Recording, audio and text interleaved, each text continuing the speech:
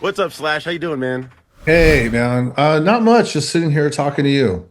Excellent. Well, I wanted to start off actually with a bit of an apology. I I had a chance to meet you a few years ago on the Conspirators tour, as the Living the Dream tour, and you were doing a show here at the Electric Factory. It was known as North Seventh at the time. Yeah, And yeah. No. Please. Cheryl brought me backstage, and I walked into your dressing room, and I kicked over one of your guitars. We had a few words. I handed you some MMR t-shirts. You're like, "Hey, man, do you want to get a picture?" And I'm like, "Sure." And then as I went over to grab a picture with you, I kicked over your guitar again, and I kind of fell on you. Do you remember that at all? No, I don't. Thank God. It couldn't have been too damaging because if it had been, I would remember. But no, I think you're probably exaggerating a little bit. But You couldn't have been cooler about it. But to this day, I'm still mortified over it. So I'm so I glad I that beat up my guitars way worse than anything you're gonna do just walking into the room. Right on, man. Well, thank you. Thank you for not remembering that. I truly appreciate it, man. So let's talk Guns N' Roses. Of course, we've been playing here at MMR the hell out of your recently released single, Nothing, a song that was conceived during the Chinese democracy era, but reimagined once you and Duff rejoined the band. And your solo on Nothing, just brilliantly done. That seems like a one and done take. Were there different versions or different lengths of that I particular think, solo? that was really sort of the spontaneous take. But I probably did maybe at least one or two others, when we first started doing it.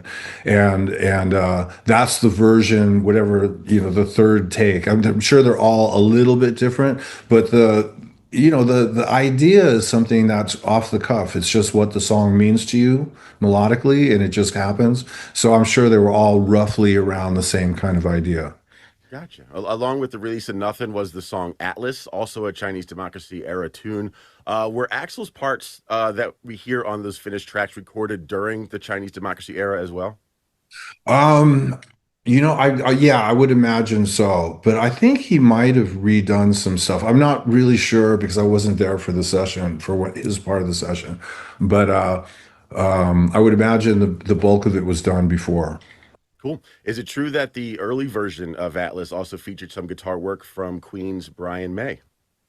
Is that the song? I heard rumors about that, but I didn't know which song it was or any of that. It doesn't, I mean, it didn't sound like Brian on there, the original, but I don't know. I wasn't around. Gotcha. And, I'm sure you've been asked this question a whole lot, especially since 2016, since getting back into the band and doing the whole reunion tour and whatnot. What's the status or potential of some new music from you guys? Yeah, well, we have a ton of it, but we have to sit down and put it all together. So that is coming. That's like one of those things where we have to like go, okay, so we're gonna go and we're gonna listen to all this stuff and then start compiling what's gonna go on the next record.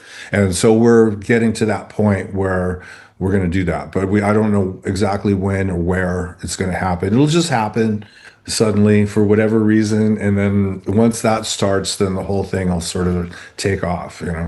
Gotcha. Very cool. So, of course, Guns N' Roses has been on tour with the reunited lineup for almost a decade straight now, I circling know. the globe many, many times at this point. I mean, 3 hour bangers, night after night, city after city.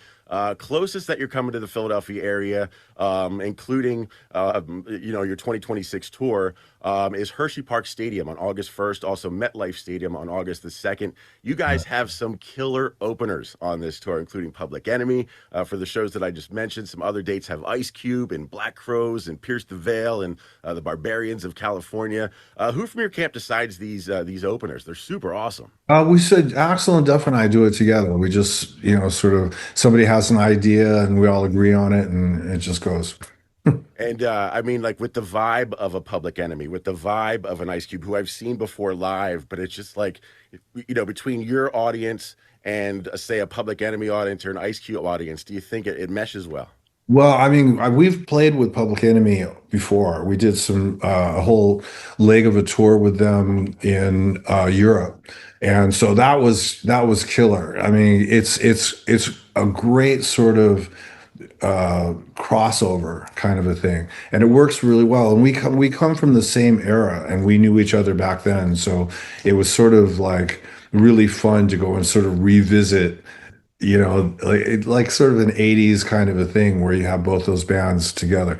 We've never done a gig with Ice Cube, but I love Ice Cube. So we'll just see what that's like. But it's interesting because we can take these artists and ourselves and put us together and have people from different sides of the fence all come to a show, and it's a blast. It is a beautiful thing. Is there an album or albums that you could and would like to see performed in its entirety by Guns N' Roses? I mean, obviously the no-brainer would just be to do Appetite in it. But I don't know if that's something that sort of I know fans will probably be into it just for the novelty of it, but the idea of doing it something like that's never. I'm just saying that to you now because you asked, but we never really talked about anything like that. Okay. And with the Hershey Park shows and of course MetLife up there in East Rutherford, any chance of a Philadelphia show on this particular tour Just or maybe in the future? whatever's on the thing is what we've got. I don't think it's going to change, but it's not entirely impossible. But I couldn't tell you right now.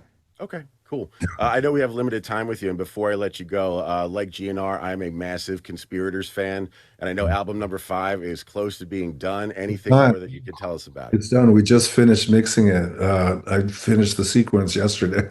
Nice. It's a killer record, man. We're excited about it, but it doesn't come out till the Guns tour is over, so it'll get released in probably January of 2027, and then there'll Nice. be the whole world tour that goes along with that. So I had to wait to release it because Guns is out from March till through December of this year, so putting out in 2027, but it's done. And Orgy of the Damned, by the way, blues album, effing killer, man. Great job on that. Thank you. Thank you. There'll probably be, we did a little bit of a tour, like a summer festival tour with that. And so I'm probably gonna, at some point where there's a window, I'll do another record and another tour with those guys. Awesome, man. Well, we definitely look forward to it. Of course, Slash, we really appreciate you taking some time to chat with us here at WMMR. Of course, you have a massive year ahead, as you just mentioned here. Wishing you all the best, and please come see us in Philadelphia soon, okay? Yeah, I'm sorry that we don't have anything booked there for whatever reason. I have no idea. You have to talk to the agents about that one. But we'll definitely see you at another time, and it's good talking to you. Thank you so much. Slash, ladies and gentlemen, thank you for taking the time to chat with us here at MMR. All the best. All right, see you.